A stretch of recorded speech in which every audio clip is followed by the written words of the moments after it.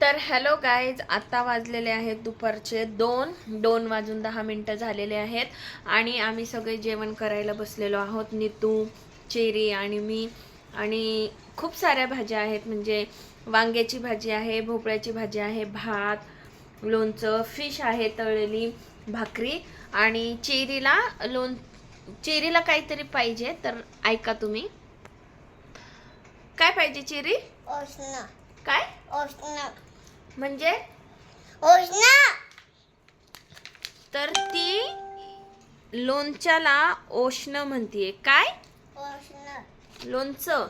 लोणचं म्हण, लोणचं. ओशना. तर हे आंबट गोड लोणचं आहे, डीमार्ट मधून आणलेलं. आणि फर्स्ट वेळेस ती म्हटली पाहिजे आणि आम्हाला कळलंच नाही. 5 मिनिटं तर आम्हाला समजायलाच लागले की ती काय मागतीये. तर असं काही आहे.